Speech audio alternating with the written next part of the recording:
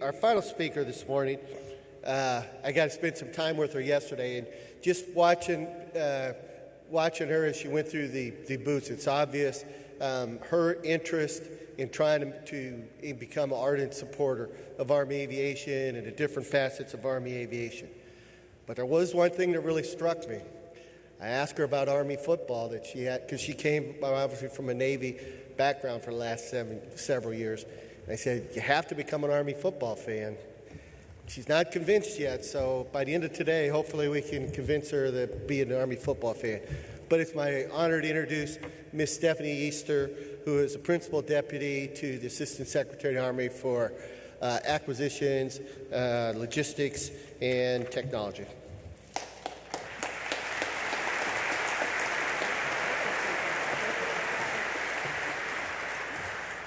Good morning. Okay, I've decided that I will become an Army football fan. The only requirement is that Army has to become a winning team. This year, okay, I'm counting on it. Then count me in. You started it, sir. All right, well, good morning. It's a pleasure to be with you today and to have the opportunity to share with you some of the challenges and opportunities that we're facing in the acquisition community and in Army aviation as we pursue a lot of different activities towards modernization to help improve Army readiness. But before I get started, I wanted to say two things. One, I realize that I'm the only person standing between you guys and getting out to the floor, so I promise you I will keep my remarks brief. Second off, I wanted to give you a quick update on our organization.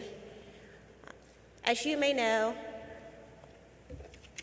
we are, before I get started, I wanted to let you know about some changes in our organization, basically. In an effort to ensure continuity and a stable transition, the Army has converted the position that I hold, the civilian deputy position, from a political position to a career civilian assignment. The concept behind that is that we will have continuity as we transition through administrations. So therefore, I will be in this role and this position through the end of this administration and hopefully for many years to come, depending on how things go today, I think. So I think that that solution set and that approach will provide us some much needed stability and continuity in acquisition leadership throughout the Army. As you know, the Honorable Katrina McFarland is serving as the Acting Assistant Secretary through the final year of this administration, and she and I and the MILDEP, Lieutenant General Williamson, are working very hard to ensure stability within ASALT and also forward-looking progress and predictability, even though we're facing a very unpredictable time in Washington. The Army today is operating during one of the most challenging times in history. We have state and non-state adversaries advancing across the globe. So if you add to that the unprecedented instability politically in the budgets and in the domestic arena, then we have an Army that must address threats in probably the most tumultuous environment they have in a long time. The Department of Defense is downsizing again. Army senior leaderships are being asked to do more with less, therefore providing additional capability with reduced resources. The Army Modernization Accounts, the Research, Development, and Acquisition Account, has experienced a significant reduction since 2011, when the formal operations in Iraq formally ceased. With the sustained attention on O&M and personnel accounts, the RDA account has traditionally been the bill payer. Specifically, in FY16, the RDA account was reduced by nearly a third, which was double the rate of the Army top line.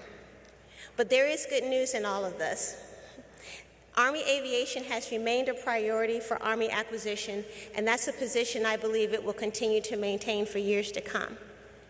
In 2017, the President's budget has slated about $4.5 billion in RDA funding for aviation systems, encompassing about 20% of the overall account. This represents, by and large, the largest segment of the RDA portfolio. But even with aviation being a priority and the positive outlook in the 2017 presidential budget, we can't get comfortable with doing business the way we have in the past. The Army acquisition community must continue to make improvements. We must get better, and we must continue to focus on being more effective and more efficient. First and foremost, as you heard from General Gaylor, we have to make sure that we provide the soldiers with the systems that they need at the performance that they expect. That is imperative for us to move forward. And there are a few areas that we're focusing on from a modernization perspective that I want to share with you today just briefly. They're the areas of mobility, survivability, lethality, and navigation. The Improved Turbine Engine Program, ITEP, which you've heard about, is our solution for enhancing the mobility of our current fleet. ITEP will replace the current T700 family of engines for the Black Hawk and the Apache fleets. It's going to provide over 3,000 shaft horsepower, which is a great increase over what we currently have today. And that's going to give us the range and the payload capacity that was spoken about earlier. As you know, the current T700 family of engines was developed back in the 1970s timeframe. So we can no longer increase their capability to meet the future and the present day requirements. As you heard from General Gaylor, we're giving up options for our warfighters by not being able to give them the power they need, and ITEP should be a solution to do that. ITEP also showcases our commitment to the next generation technologies and addresses current and future needs of the Army. One of our aviation survivability improvements is the Degraded Visual Environment Brownout Rotorcraft Enhancement System. You heard about that as well. That is vital to the safety of our Army aviators. The inability to operate in degraded visual environments is the primary contributing factor to the Army aviation mishaps over the last decade. Also, it degrades greatly the ability to perform the tactics, techniques, and procedures employed in support of ground forces. It's an issue that we must solve, and I think when you're out today on the floor, you're going to see technologies that are well on their way to helping us solve that. This program also provides critical operational capabilities for the combat aviation, brigade, cargo, and utility aircraft. It also addresses the loss of vertical lift aircraft and occupant injuries and fatalities brought on by environmental conditions. These environmental-related accidents yield a greater tactical advantage for our Army aviators when we can avoid them. Our science and technology efforts in this domain explore flight controls, sensors, and cueing to allow our Army aviators to safely operate in not only brownout conditions, but in whiteout conditions, rain, fog, smog, and darkness. Our previous breakthroughs in this area were in infrared technologies. And when we accomplished those, we said that the Army now owned the night. Well, I believe that degraded visual environment mitigations will allow the Army to own the weather. And I'll be remiss if I did not mention the Common Infrared Countermeasures Program, CIRCM. CIRCM is our next generation laser-based countermeasure system for rotary wing, tilt rotor, and small fixed wing aircraft. And CIRCM will dramatically improve survivability for our Army aviators. Increasing lethality is our Army aviation programs is another priority. One program aimed at providing that capability is our improved air-to-surface precision standoff straight capability. That is the Joint Air-to-Ground Missile, or JAGM. The precision accuracy of JAGM will allow enhanced targeting while reducing the probability of collateral damage. This enables the warfighters to attack both fixed and moving targets, even in limited visibility condition and adverse weather, while remaining fully effective against a variety of countermeasures. JAGM will continue to build upon the lethality, the operational flexibility, and the logistics footprint of Hellfire. In addition to our mobility, survivability, and lethality enhancements programs, we're also looking at navigation. Positioning, navigation, and timing, or P&T, is a critical enabler for our warfighters, especially in contentious environments. In FY17, we're investing in the development of assured P&T enablers.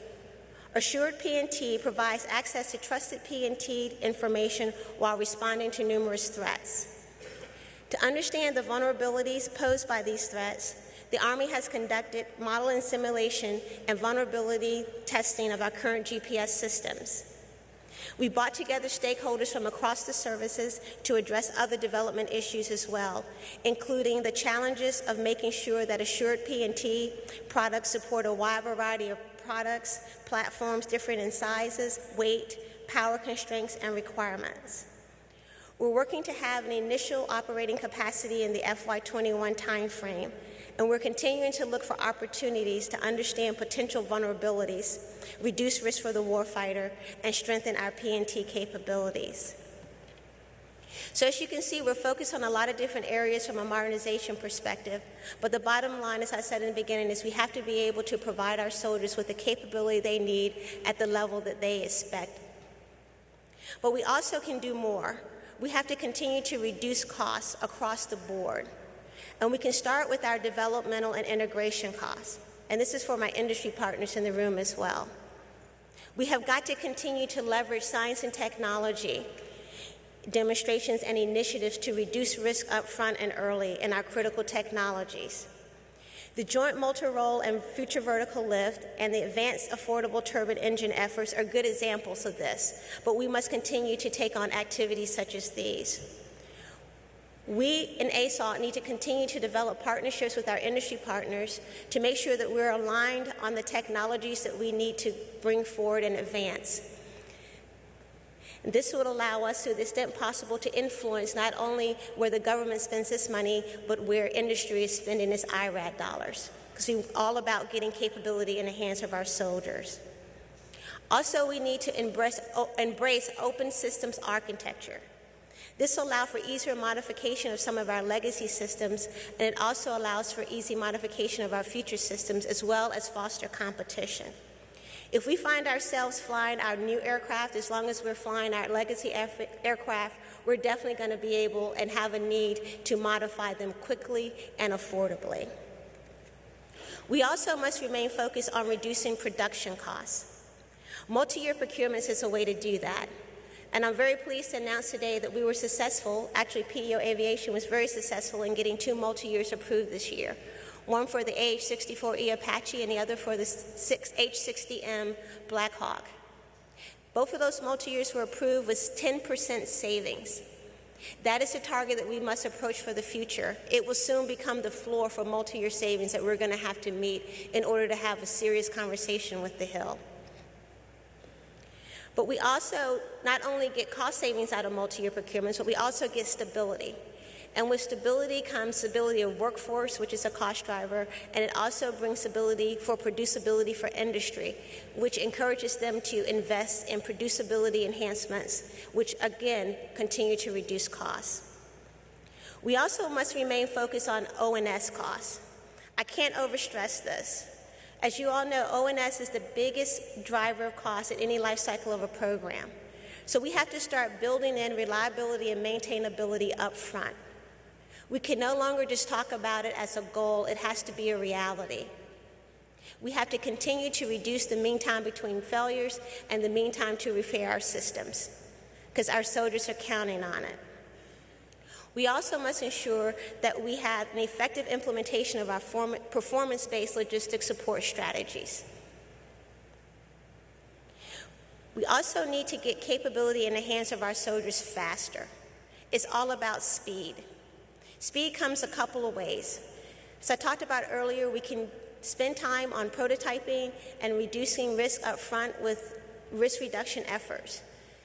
And theoretically, you think by doing that we should be able to reduce the timeline for getting product to the fleet. Unfortunately, that's not what I've seen. So I'm urging our industry partners and our extended government team to make sure that as we're spending time up front reducing risk, that we're using that experience to mature technologies to the point where we can reduce the time to fleet, because speed is everything. Also within ASALT, we are looking at establishing an Army Rapid Capability Organization. That organization is being discussed right now, and it will build on the great work that's been done by our Rapid Equipping Force. So you'll be hearing more about that in the future as it evolves. Again, I realize that I'm the only thing between you and the floor, so I'm going to wrap it up here a little bit. I believe that our aggressive approach to developing and fielding the best equipment possible is vital to ensuring the mobility, lethality, navigation, and most important, the survivability of our Army aviators.